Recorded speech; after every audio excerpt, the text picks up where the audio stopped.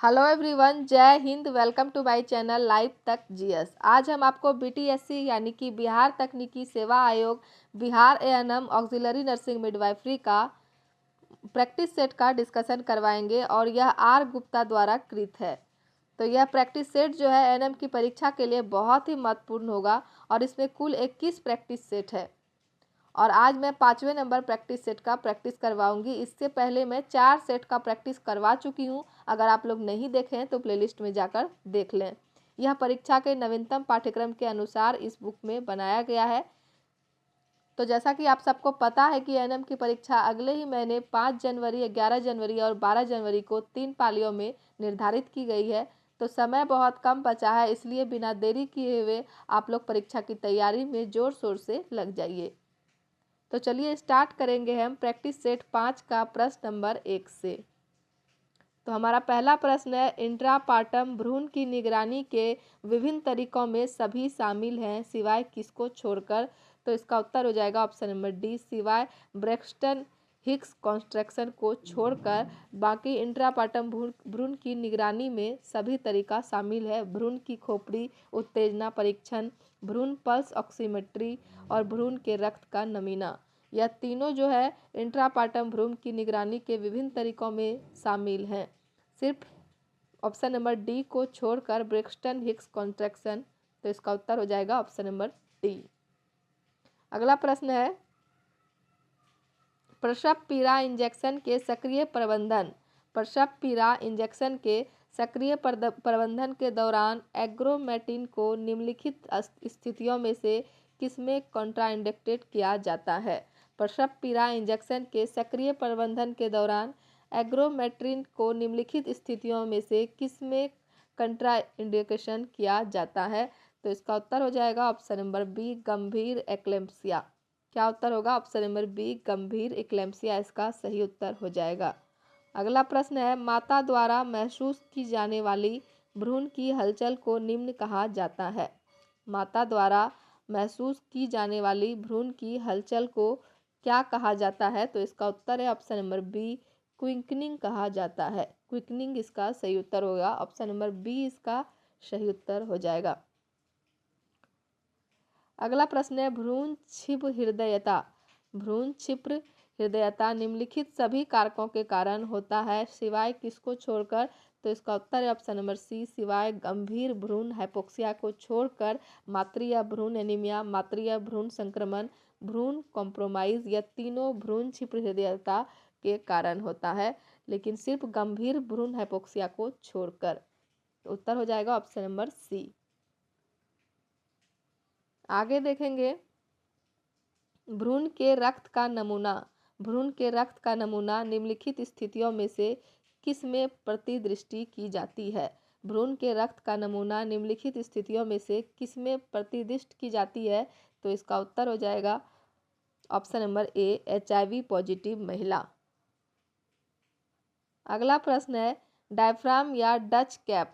Diaphragm या Dutch cap का उपयोग करने के परिवार नियोजन उपाय को निम्न कहा जाता है।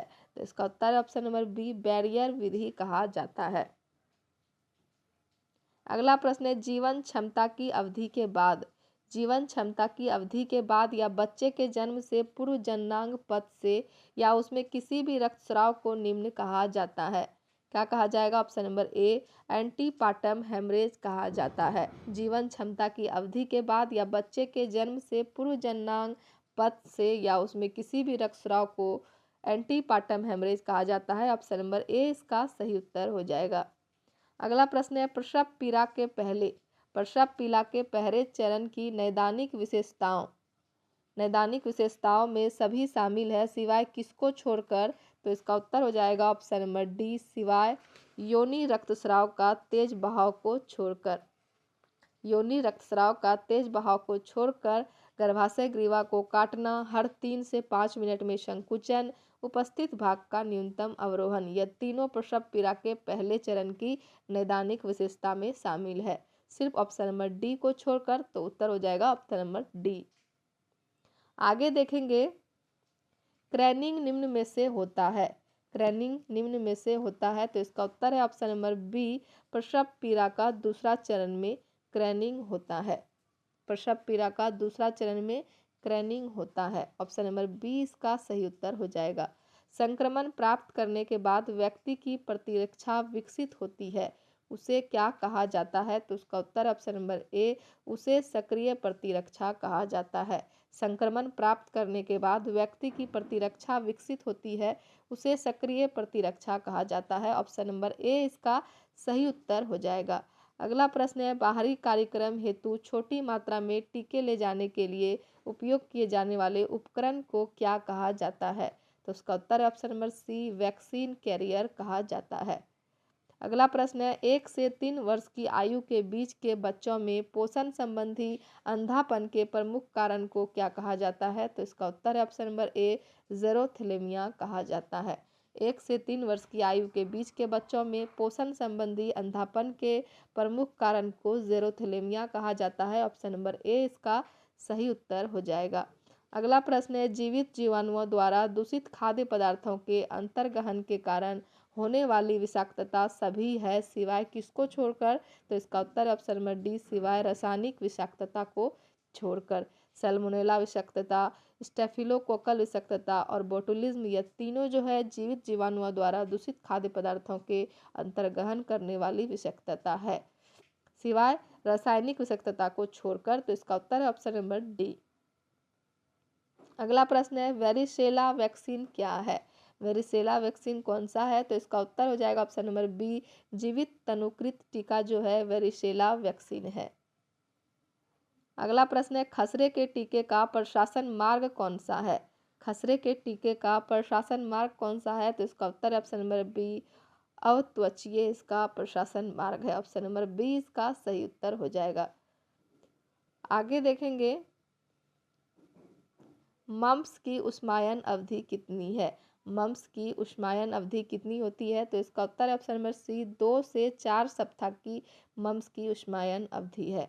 अगला प्रश्न है, इन्फ्लुएंजा के उपचार हेतु उपयोग की जाने वाली एंटीवायरल दवा कौन सी है? तो इसका उत्तर ऑप्शन नंबर बी, ओसेल्टामिविर है। इन्फ्लुएंजा के उपचार हेतु उपयोग की जाने वाली एंटीवायरल दवा जो है ओसेल्टामिविर है। ऑप्शन नंबर बी इसका सही उत्तर हो जाएगा। अगला प्रश्न है, छोटी बूंद संक्रमण के कारण होते रोग जो टीके से रोकने योग्य है वे सभी सिवाय किसको? तो इसका उत्तर है ऑप्शन नंबर डी, पोलियो को छोड़कर। छोटी बूंद संक्रमण के कारण होने वाले रोग जो टीके से रोकने योग्य है वो सभी हैं सिर्फ पोलियो को छोड़कर। कौन कौन? काली खांसी, डिप्थीरिया और मेनिंगोकोकल मेनिंजाइटिस, यह तीनों है छोटी बूंद संक्रमण के कारण होने वाले रोग। अगला प्रश्न क्या है, निम्न में से कौन सा रक्त जनित रोग है? निम्न में से कौन सा रक्त जनित रोग है? तो इसका उत्तर हो जाएगा option number B, hepatitis C जो है यह रक्त जनित रोग है। अगला प्रश्न है, दस्त से ग्रस्त बच्चा। दस्त से ग्रस्त बच्चों में ORS थेरेपी का मुख्य उद्देश्य क्या है? दस्त से ग्रस्त बच्चों में ORS थेरेपी का मुख्य उद्देश्य क्या है? तो इसका उत्तर है निर्जलीकरण का रोकना, मृत्यु दर को कम करना, पानी और इलेक्ट्रोलाइट की कमी को ठीक करना।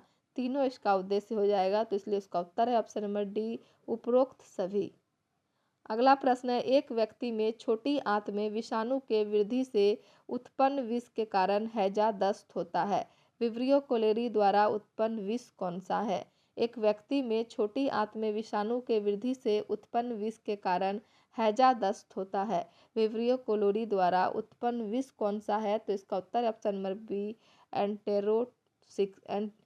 एंटेरोटॉक्सिन जो है इसका उत्पन्न विष है। ऑप्शन नंबर बी इसका सही उत्तर हो जाएगा। अगला प्रश्न है, मेसोडर्मल कोशिकाओं। मेसोडर्मल कोशिकाओं से उत्पन्न होते कैंसर में विभिन्न संयोजी ऊतक का गठन होता है जिसे निम्न कहा जाता है। तो इसका उत्तर ऑप्शन नंबर बी, सार्कोमस कहा जाता है। उम्मीद कर रहे हैं कि वीडियो आप लोग को पसंद आ रहा होगा। वीडियो अगर आप लोग को अच्छा लग रहा है तो वीडियो को लाइक कीजिए, कमेंट कीजिए और ज़्यादा से ज़्यादा शेयर कीजिए ताकि सभी एएनएम छात्राओं के पास हमारा वीडियो पहुंच सके और वह लोग हमारा वीडियो का लाभ उठा सके। और जो लोग भी चैनल पर नए जुड़े हुए हैं हमारे चैनल को सब्सक्राइब कीजिए ताकि सभी नोटिफिकेशन आपके पास टाइम से पहुँच सके। तो चलिए आगे देखेंगे। प्रश्न नंबर 23, रक्त शर्करा का मान सामान्य से ऊपर है। रक्त शर्करा का मान सामान्य से ऊपर है लेकिन उन नैदानिक मधुमेह से नीचे है जो गर्भावस्था के दौरान होता है उसे क्या कहा जाता है? तो उसका उत्तर है ऑप्शन नंबर सी, गर्भकालीन मधुमेह कहा जाता है। अगला प्रश्न है, पेरेनीमिया एनीमिया ग्रस्त रोगी में स्क्रीनिंग परीक्षण का प्राथमिक उद्देश्य निम्न निर्धारित करना है। पेरेनीमिया एनीमिया ग्रस्त रोगी में स्क्रीनिंग परीक्षण का प्राथमिक उद्देश्य क्या निर्धारित करना है? तो इसका उत्तर है option number B, vitamin B12 का अवशोषण करना निर्धारित करना है। तो उत्तर हो जाएगा ऑप्शन नंबर बी। अगला प्रश्न है, एक प्रकार का फ्रैक्चर जिसमें हड्डी का एक टुकड़ा दूसरे में चला जाता है उसे निम्न में क्या कहा जाता है? एक प्रकार का फ्रैक्चर जिसमें हड्डी का एक टुकड़ा दूसरे में चला जाता है उसे निम्न में क्या कहा जाता है? तो उसका उत्तर option number D, impacted fracture कहा जाता है। ऑप्शन नंबर डी इसका सही उत्तर हो जाएगा। अगला प्रश्न है, अस्थमा के संकेत और लक्षण में सभी शामिल है सिवाय किसको छोड़कर? तो इसका उत्तर हो जाएगा ऑप्शन नंबर बी, सिवाय बुखार को छोड़कर सांस लेने में कठिनाई, घरघराहट और छाती में दर्द, यह तीनों अस्थमा के संकेत और लक्षण में शामिल है सिवाय बुखार को छोड़कर। तो इसका उत्तर हो जाएगा ऑप्शन नंबर बी। अगला प्रश्न है, पार्किंसन रोग के संकेत और लक्षण क्या हैं? पार्किंसन रोग के संकेत और लक्षण क्या हैं? तो इसका उत्तर ऑप्शन नंबर डी, उपरोक्त सभी कंपन, विग्रह व आसन एवं संतुलन और बोलने में परिवर्तन, यह तीनों जो है पार्किंसन रोग के संकेत और लक्षण है। इसलिए इसका उत्तर हो जाएगा ऑप्शन नंबर डी, उपरोक्त सभी। अगला प्रश्न है, असेरिकिया कोलाई गैस्ट्रो आंत पथ में आमतौर पर पाए जाने वाले बैक्टीरिया का एक प्रकार जिसके कारण से मूत्राशय में संक्रमण होता है उसे क्या कहा जाता है? तो उसका उत्तर ऑप्शन नंबर बी, उसे सिस्टाइटिस कहा जाता है। ऑप्शन नंबर बी इसका सही उत्तर हो जाएगा। एस्चेरिचिया कोलाई गैस्ट्रो आंत पथ में आमतौर पर पाए जाने वाले बैक्टीरिया का एक प्रकार जिसके कारण से मूत्राशय में संक्रमण होता है उसे सिस्टाइटिस कहा जाता है। ऑप्शन नंबर बी इसका सही उत्तर हो जाएगा।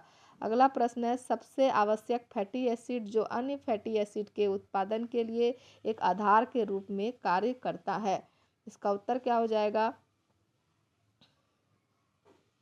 तो इसका उत्तर हो जाएगा option number A, linoleic acid. Linoleic acid इसका सही उत्तर हो जाएगा। सबसे आवश्यक फैटी एसिड जो अन्य फैटी एसिड के उत्पादन के लिए एक आधार के रूप में कार्य करता है उसे लिनेलोइक एसिड कहा जाता है। ऑप्शन नंबर ए इसका सही उत्तर हो जाएगा। अगला प्रश्न है, विटामिन डी काफ़ी हद तक शरीर में निम्न में संग्रहित होता है। विटामिन डी काफ़ी हद तक शरीर में निम्न में संग्रहित होता है। तो इसका उत्तर हो जाएगा ऑप्शन नंबर बी, वसा उत्तक में संग्रहित होता है। अगला प्रश्न है, वसा में घुलनशील विटामिन सभी है सिवाय किसको छोड़कर? तो इसका उत्तर हो जाएगा option number B, vitamin C को छोड़कर विटामिन ए, विटामिन ई और विटामिन के तीनों वसा में घुलनशील विटामिन है, सिर्फ विटामिन सी को छोड़कर। तो इसलिए इसका उत्तर हो जाएगा option number B, vitamin C. Riboflavin की कमी की नैदानिक संकेत क्या है? तो इसका उत्तर हो जाएगा ऑप्शन नंबर ए, एंगुलर स्टोमेटाइटिस इसका नैदानिक संकेत है। राइबोफ्लाविन की कमी का नैदानिक संकेत है एंगुलर स्टोमेटाइटिस। ऑप्शन नंबर ए इसका सही उत्तर हो जाएगा। अगला प्रश्न है, विटामिन सी का सबसे समृद्ध स्रोत क्या है? विटामिन सी का सबसे समृद्ध स्रोत क्या है? तो इसका उत्तर हो जाएगा ऑप्शन नंबर सी, आंवला जो है विटामिन सी का सबसे समृद्ध स्रोत है। अगला प्रश्न है, थायमिन की कमी के परिणाम स्वरूप निम्न होता है। थायमिन की कमी के परिणाम स्वरूप क्या होता है? तो इसका उत्तर हो जाएगा ऑप्शन नंबर ए, कार्डियक बेरीबेरी होता है। थायमिन की कमी के परिणाम स्वरूप कार्डियक बेरीबेरी होता है। ऑप्शन नंबर ए इसका सही उत्तर हो जाएगा। अगला प्रश्न है, एक रोगी द्वारा प्राप्त समय नर्सिंग देखभाल का मूल्यांकन करने हेतु की गई गहन जांच को निम्न कहा जाता है। एक रोगी द्वारा प्राप्त समग्र नर्सिंग देखभाल का मूल्यांकन करने हेतु की गई गहन जांच को क्या कहा जाता है? तो इसका उत्तर है option number B, nursing audit कहा जाता है। अगला प्रश्न है, आईसीयू में प्रतिबंधों के अनुचित अनुप्रयोग के कारण रोगी गिरता है या निम्न का कृत्य है? आईसीयू में प्रतिबंधों के अनुचित अनुप्रयोग के कारण रोगी गिरता है या किसका कृत्य है? तो इसका उत्तर हो जाएगा ऑप्शन नंबर सी, यह लापरवाही का कृत्य है। ऑप्शन नंबर सी इसका सही उत्तर हो जाएगा। अगला प्रश्न है, अपरिपक्व शिशु बेबी को पुनर्जीवित करते समय ऑक्सीजन के निम्न सांद्रता के साथ पॉजिटिव प्रेशर वेंटिलेशन शुरू किया जाना चाहिए। तो इसका उत्तर है ऑप्शन नंबर ए, 21% सांद्रता के साथ पॉजिटिव प्रेशर वेंटिलेशन शुरू किया जाना चाहिए। ऑप्शन नंबर ए इसका सही उत्तर हो जाएगा। तो फ्रेंड्स, उम्मीद कर रहे हैं कि वीडियो आप लोग को पसंद आ रहा होगा। वीडियो अगर अच्छा लग रहा है तो वीडियो को लाइक कीजिए, कमेंट कीजिए और ज़्यादा से ज़्यादा शेयर कीजिए, ताकि सभी एएनएम छात्राओं के पास हमारा वीडियो पहुंच सके और हमारे वीडियो से लाभ उठा सके। और जो लोग भी चैनल पर नए जुड़े हुए हैं, हमारे चैनल को सब्सक्राइब कीजिए, ताकि सभी नोटिफिकेशन आपके पास सही टाइम पर जा सके। तो चलिए अगला प्रश्न देखेंगे। अंतर्राष्ट्रीय नर्स दिवस दुनिया भर में कब मनाया जाता है? अंतर्राष्ट्रीय नर्स दिवस दुनिया भर में कब मनाया जाता है? तो इसका उत्तर हो जाएगा ऑप्शन नंबर ए, 12 मई को अंतर्राष्ट्रीय नर्स दिवस मनाया जाता है। अगला प्रश्न है, 1 वर्ष से अधिक आयु के बच्चों में नाड़ी की जांच करने हेतु सबसे केंद्रीय तथा पहुंच योग्य धमनी है। 1 वर्ष से अधिक आयु के बच्चों में नाड़ी की जांच करने हेतु सबसे केंद्रीय तथा पहुंच योग्य धमनी कौन सा है? तो इसका उत्तर हो जाएगा ऑप्शन नंबर बी, कैरोटिड धमनी। अगला प्रश्न देखेंगे, एक रोगी को अनिद्रा होने का निदान किया जाता है। एक रोगी को अनिद्रा होने का निदान किया जाता है। अनिद्रा शब्द का अर्थ क्या है? अनिद्रा शब्द का अर्थ है सोने में असमर्थ तथा। ऑप्शन नंबर डी इसका सही उत्तर हो जाएगा। अगला प्रश्न है, एक बेहोश रोगी के लिए मुंह की देखभाल प्रदान करने के लिए आदर्श स्थिति क्या है?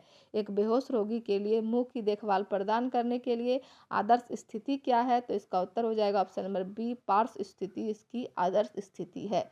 अगला प्रश्न है, 1 वर्ष से कम उम्र के बच्चों में अंतर्पेशीय इंजेक्शन के प्रशासन का सबसे पसंदीदा जगह कौन सा है? तो इसका उत्तर ऑप्शन नंबर बी, वेस्टस लेटरिलस इसका पसंदीदा जगह है। 1 वर्ष से कम उम्र के बच्चों में अंतर्पेशीय इंजेक्शन के प्रशासन का सबसे पसंदीदा जगह है vastus lateralis. Option number B इसका सही उत्तर हो जाएगा। अगला प्रश्न है, एक व्यक्ति के रक्तचाप को प्रभावित करने वाले प्रमुख कारक सभी हैं सिवाय किसको छोड़कर? तो इसका उत्तर हो जाएगा ऑप्शन नंबर डी, सामान्य शरीर का वजन को छोड़कर, स्ट्रोक की मात्रा, सिरापरक से वापसी और हृदय की दर, तीनों जो है एक व्यक्ति के रक्तचाप को प्रभावित करने वाले प्रमुख कारक है। तो इसलिए इसका उत्तर हो जाएगा ऑप्शन नंबर डी, सामान्य शरीर का वजन को छोड़कर। अगला प्रश्न देखेंगे, गर्भाशय के संकुचन को बढ़ावा देने के लिए प्रशासित दवाएं हैं। गर्भाशय के संकुचन को बढ़ावा देने के लिए प्रशासित दवाएं कौन सा है? तो इसका उत्तर है ऑप्शन नंबर ए, ऑक्सीटोसिन इसका प्रशासित दवाएं हैं। अगला प्रश्न देखेंगे, एक तीव्र गंडमाला संबंधी हमले के उपचार हेतु उपयुक्त दवा कौन सा है? एक तीव्र गंडमाला संबंधी हमले के उपचार हेतु उपयुक्त दवा कौन सा है? तो इसका उत्तर हो जाएगा ऑप्शन नंबर डी, नाइट्रोग्लिसरीन इसका सही उत्तर हो जाएगा। नाइट्रोग्लिसरीन एक दवा है। एक तीव्र गंडमाला संबंधी हमले के उपचार हेतु नाइट्रोग्लिसरीन एक प्रमुख दवा है। अगला प्रश्न है, निम्नलिखित हार्मोनों में से किसके संश्लेषण के लिए संश्लेषण के लिए सूक्ष्म पोषक तत्व आयोडीन की आवश्यकता होती है? तो इसका उत्तर हो जाएगा ऑप्शन नंबर बी, थायरोक्सिन ट्राइआइडोथायरोनिन। निम्नलिखित हार्मोनों में से थायरोक्सिन या ट्राइआइडोथायरोनिन के संश्लेषण के लिए सूक्ष्म पोषक तत्व आयोडीन की आवश्यकता होती है। ऑप्शन नंबर बी इसका सही उत्तर हो जाएगा। अगला प्रश्न देखेंगे, हाइपरकेलेमिया के उपचार हेतु उपयोग की जाने वाली कौन सा ड्रग है? तो इसका उत्तर हो जाएगा option number D, calcium gluconate. Hyperkalaemia के उपचार हेतु उपयोग की जाने वाली ड्रग जो है कैल्शियम ग्लूकोनेट है। ऑप्शन नंबर डी इसका सही उत्तर हो जाएगा। अगला प्रश्न है, मतली और उल्टी का उपचार करने हेतु उपयोग की जाने वाली दवाएं सभी है सिवाय किसको छोड़कर? तो इसका उत्तर option number D, calcium channel blockers को छोड़कर dopamine antagonists, serotonin receptor antagonists और कैनाबिनोइड्स जो है, यह तीनों जो है मतली और उल्टी का उपचार करने हेतु उपयोग की जाने वाली दवा है, सिर्फ कैल्शियम चैनल ब्लॉकर्स को छोड़कर। तो इसका उत्तर हो जाएगा ऑप्शन नंबर डी। अगला प्रश्न देखेंगे, राज्य नर्सिंग परिषद का कार्य सभी है सिवाय किसको छोड़कर?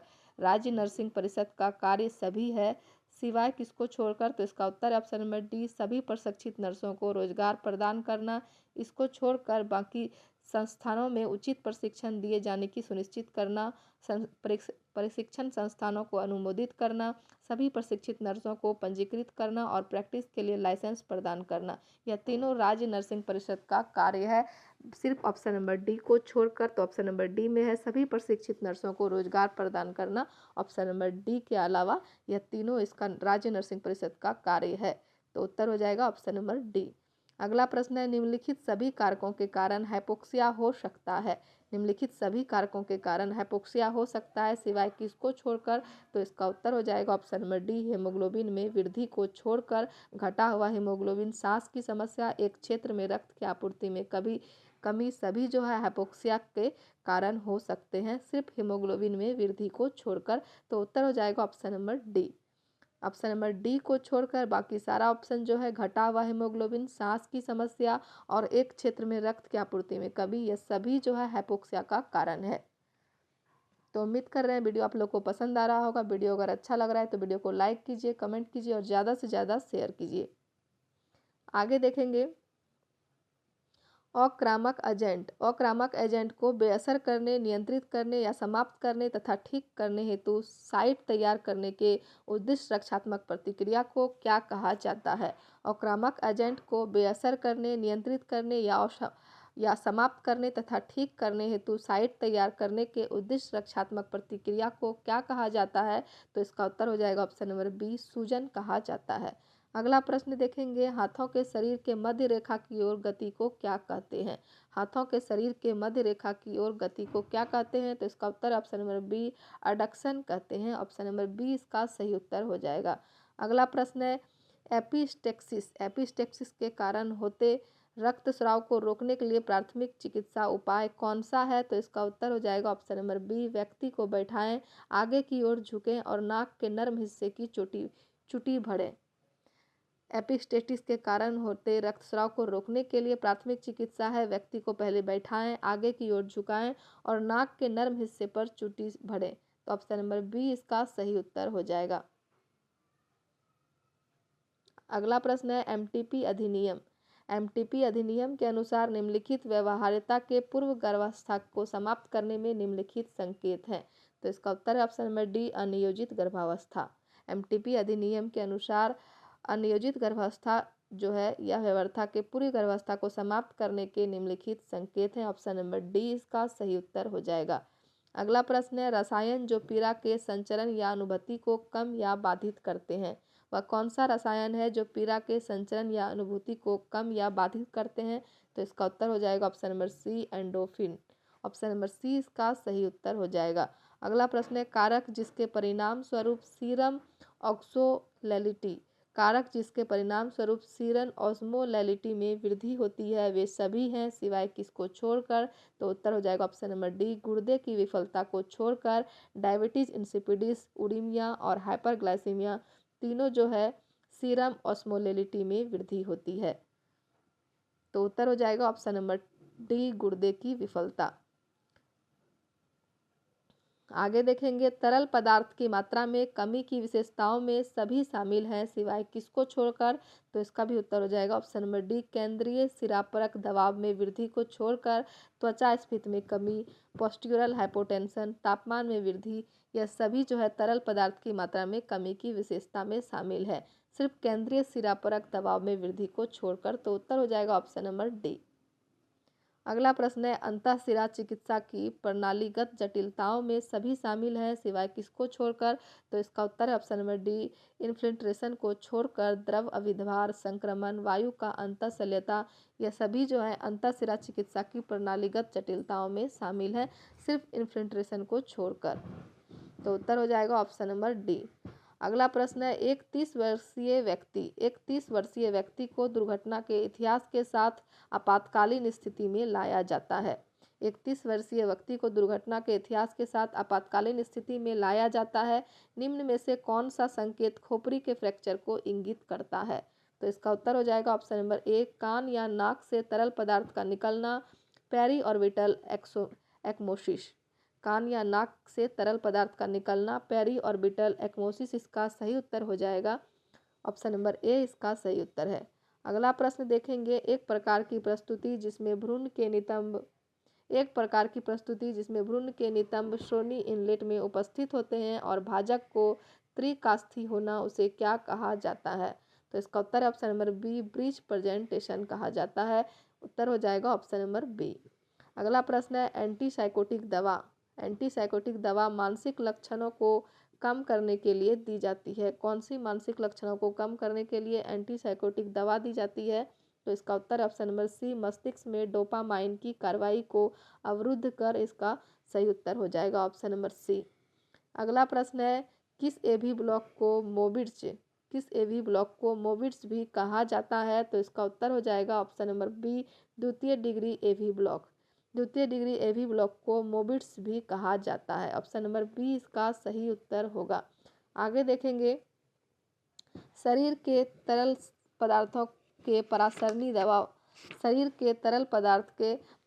दबाव और अम्ल क्षार एसिड बेस संतुलन को किसके द्वारा कायम रखा जाता है? तो इसका उत्तर हो जाएगा ऑप्शन नंबर ए, सोडियम के द्वारा कायम रखा जाता है। शरीर के तरल पदार्थों के परासरणी दबाव और अम्ल क्षार एसिड बेस संतुलन को सोडियम के द्वारा कायम रखा जाता है।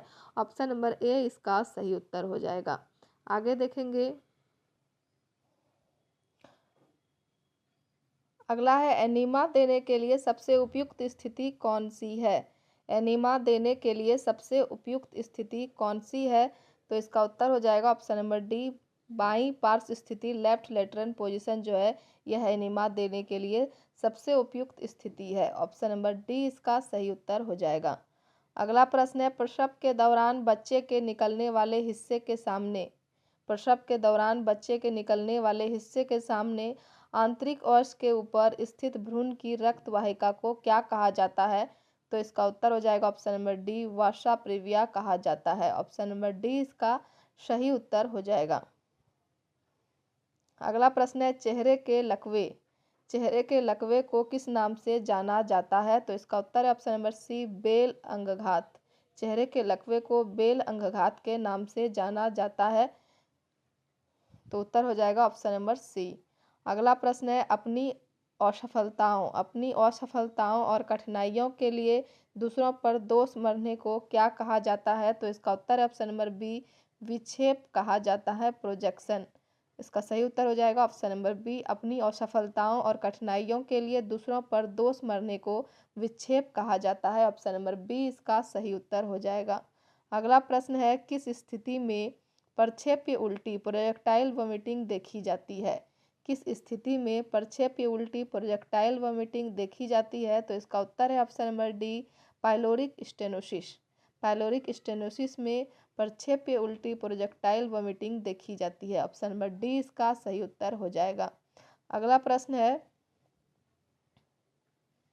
मूत्र और जननांग संक्रमण में कौन सी दवा अधिमान्य है? मूत्र और जननांग संक्रमण में कौन सी दवा अधिमान्य है? तो इसका उत्तर हो जाएगा ऑप्शन नंबर ए, नॉरफ्लॉक्सासिन। ऑप्शन नंबर ए इसका सही उत्तर हो जाएगा। अगला प्रश्न है, उत्तक में ऑक्सीजन की कमी को क्या कहा जाता है?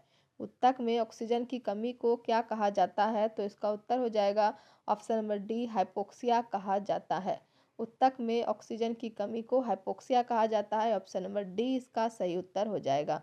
किस एस्कॉर्बिक अम्ल के रूप में जाना जाता है? किसे एस्कॉर्बिक अम्ल के रूप में जाना जाता है? तो इसका उत्तर है option number B, vitamin C को एस्कॉर्बिक अम्ल के रूप में जाना जाता है। अगला प्रश्न है, निम्न में से कौन सी स्वैच्छिक और अनैच्छिक मांसपेशियों के परिणाम स्वरूप पेशाब की प्रक्रिया है? तो इसका उत्तर हो जाएगा ऑप्शन नंबर ए, मिक्सचुरेशन प्रक्रिया। अगला है, कौन सी चिकित्सीय संचार तकनीक नहीं है? कौन सी चिकित्सीय संचार तकनीक नहीं है? तो इसका उत्तर है ऑप्शन नंबर सी, स्वतः प्रतिक्रिया जो है चिकित्सीय संचार तकनीक नहीं है। अगला प्रश्न है, किस दिशा में महिलाओं को मुंह से खाने वाली गोलियां नहीं दी जानी चाहिए? तो इसका उत्तर है ऑप्शन नंबर सी, उच्च रक्तचाप में महिलाओं को मुंह से खाने वाली गोलियां नहीं दी जानी चाहिए। उत्तर हो जाएगा ऑप्शन नंबर सी। अगला प्रश्न है, शरीर को ठीक से काम करने के लिए कौन सा स्थूल खनिज आवश्यक है? शरीर को ठीक से काम करने के लिए कौन सा खनिज आवश्यक है? तो इसका उत्तर हो जाएगा ऑप्शन नंबर डी, कैल्शियम जो है शरीर को ठीक से काम करने के लिए स्थूल खनिज आवश्यक है। आगे देखेंगे,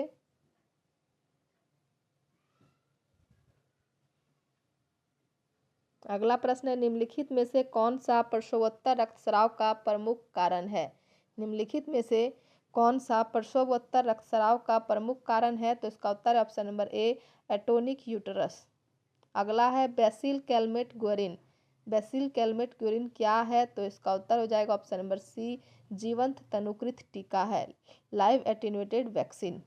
बैसिल कैलमेट ग्यूरी जो है लाइव एटेन्यूएटेड वैक्सीन है, जीवंत तनुकृत टीका। ऑप्शन नंबर सी इसका सही उत्तर हो जाएगा।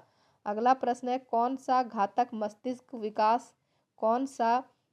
मस्तिष्क विकास फेटल ब्रेन डिसऑर्डर रोग है जो प्रेवन प्रोटीन के कारण होता है?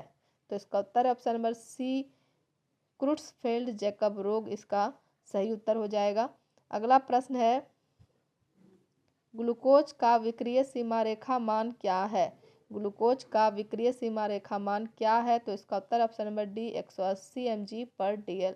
निम्नलिखित में से कौन सा नर्सिंग निदान में संक्रमण निम्नलिखित में से कौन सा नर्सिंग निदान में संक्रमण के लिए जोखिम एक उदाहरण है? तो इसका उत्तर option number C risk nursing diagnosis उत्तर हो जाएगा। Option number C risk nursing diagnosis जो नर्सिंग निदान में संक्रमण के लिए जोखिम एक उदाहरण है। अगला प्रश्न है छोटी आंत का सबसे अंतिम हिस्सा निम्नलिखित में से कौन सा है? छोटी आंत का सबसे अंतिम हिस्सा निम्नलिखित में से कौन सा है? तो इसका उत्तर हो जाएगा ऑप्शन नंबर ए इलियम से शांत्र इसका अंतिम हिस्सा हो जाएगा। अगला प्रश्न देखेंगे किसमें इष्टतम सिर परिधि 45 सेंटीमीटर होगी?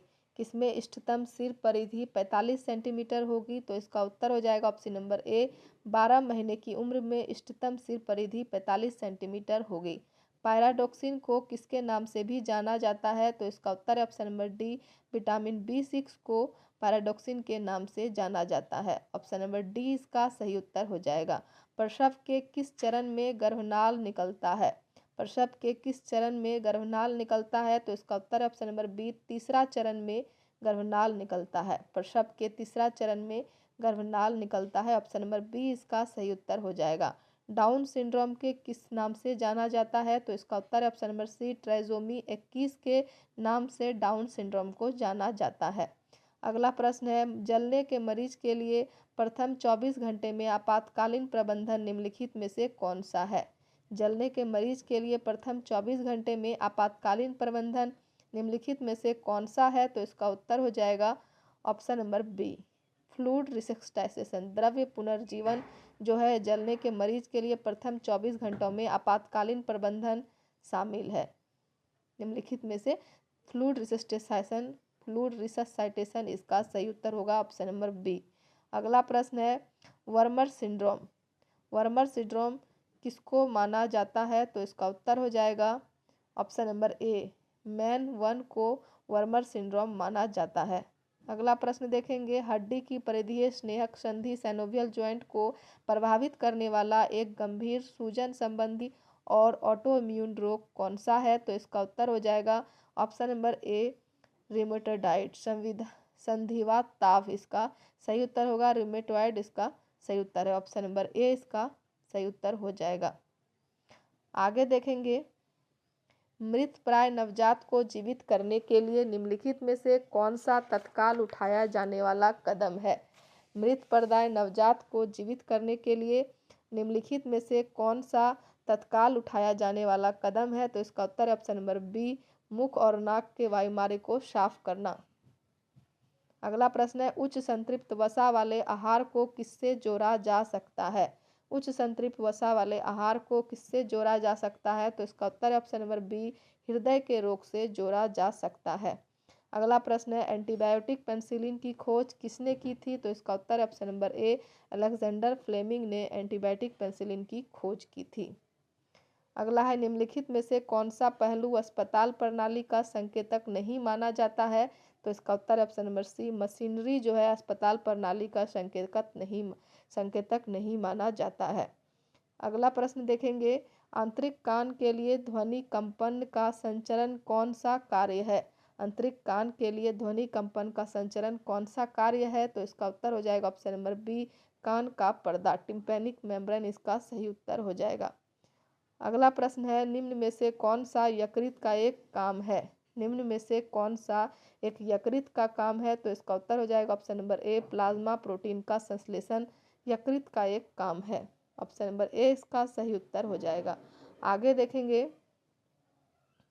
मेनिंजाइटिस का आधारभूत संकेत क्या है?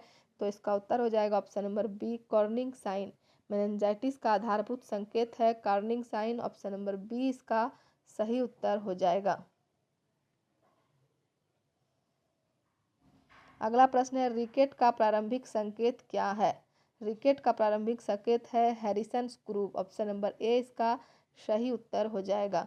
अगला प्रश्न है, रक्त या शरीर के तरल पदार्थों के तेजी से नुकसान के कारण जीवन के लिए खतरा होने वाली स्थिति को किस रूप में जाना जाता है?